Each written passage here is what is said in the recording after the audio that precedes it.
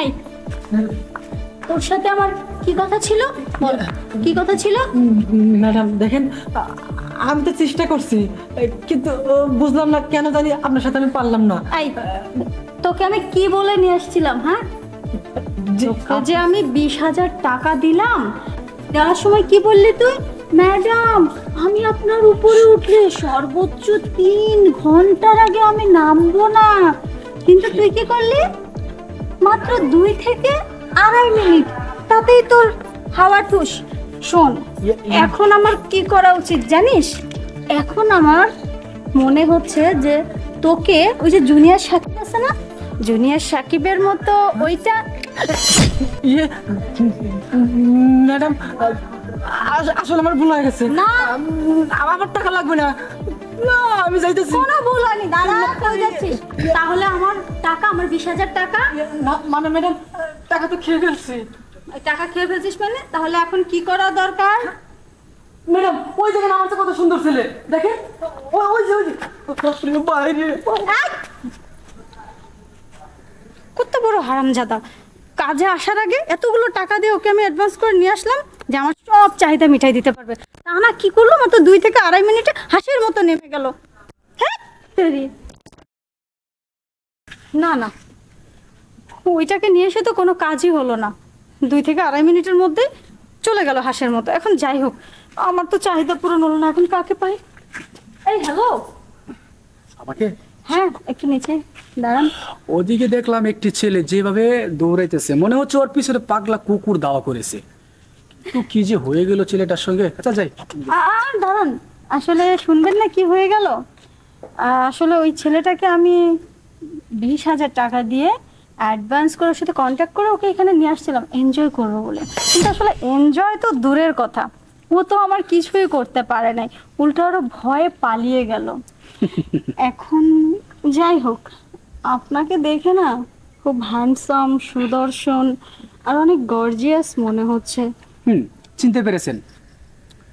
আপনি চিনতে পেরেছেন কোনটা সোনা আর কোনটা নকল। ওদেরকে চিনতে পারেননি। যাই হোক, আপনার সঙ্গে কি ঘটে গিয়েছে বা কি ঘটতেছে সেটা আমার জানার কোনো প্রয়োজন নেই। এখন কথা হচ্ছে আপনার সঙ্গে আমার যে চুক্তিবদ্ধটা, আমি যদি আপনার সব চাওয়া পাওয়া পূরণ করি তাহলে আমার চাওয়া পাওয়া আপনি পূরণ করবেন, তাই তো? হ্যাঁ অবশ্যই, কিন্তু শুনুন, এখানে দাঁড়িয়ে দাঁড়িয়ে কি শুধু সময় নষ্ট করবো না আমরা ভেতরে যাব? না, সেটাই বলতে চাচ্ছি, আমরা এখানে সময় নষ্ট করব না, আমাদের কাজের জায়গায় চলে যাই, সেখানেই পরিচয় হয়ে যাবে। চলুন তাহলে ভেতরে যাওয়া যাক। হ্যাঁ, সন্ধ্যা হয়ে গেছে, তাছাড়া চলুন ভিতরে যাই।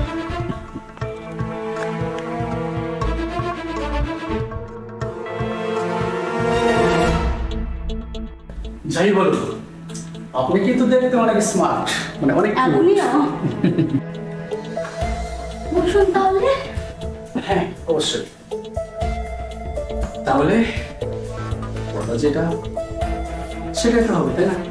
অবশ্যই। নাকি আমার পরবর্তীতে আপনি বলবেন যে আমার কাজ হয়ে গেছে এবার আপনি আসতে পারেন? না, একদম না। আশা কখনো কাউকে কথা দিলে সে কথা বরখেলাপ করে না। সেটা দেখা যাবে। তাহলে আমরা বেশি কথা না বলাই, আমাদের কাজ যেটা সেটা আগে করি। শিওর। দেখব আজকে আপনার দম কত। আমিও দেখবো যে এই সুদর্শন হ্যান্ডসামটা কি কি করতে পারে। দেখি বাজিতে জিতে কিছু নিতে পারেন কিনা। পারবো না মানে? একদম আপনাকে সঙ্গে নিয়ে যাবো।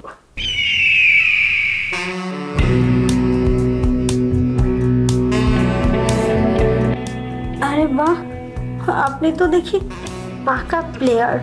আর এইরকম একজন প্লেয়ারই তো আমি খুঁজছিলাম এতদিন ধরে। আজ মনে হচ্ছে সেটা পেয়ে গেছি।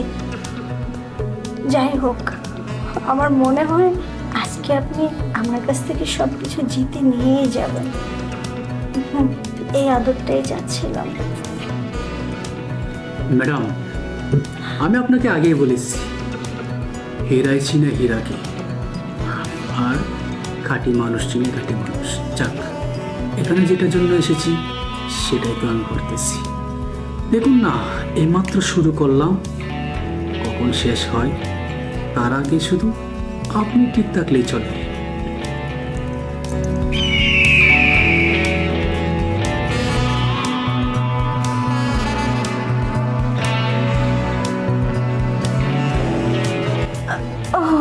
হয়েছে, আমি হেরে গেছি আপনার কাছে।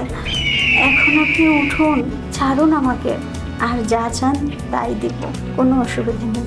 এবার তো উঠুন প্লিজ। ঠিক আছে, আপনি যেহেতু হার মেনেছেন, তাহলে আমি আর আপনাকে কষ্ট দেব না।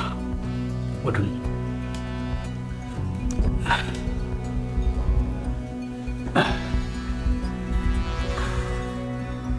সত্যি। তাহলে বসুন। হ্যাঁ, শাড়িটা ঠিক করে নিলাম। অবশেষে আমার কাছে হার মানলেন। এবার বলুন আপনার কি চাই।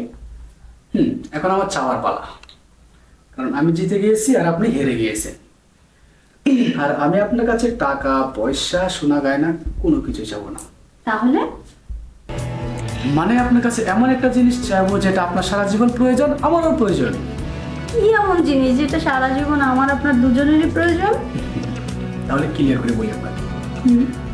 এই যে আমার যে একটা চাহিদা, বিয়ে করেছি 2-3টে, একজনও আমাকে সে সুখ দিতে পারেনি। আপনি যে ক্ষুধায় ভুগতেছিলেন সেই ক্ষুধায় তো আমিও ভুগতেছিলাম।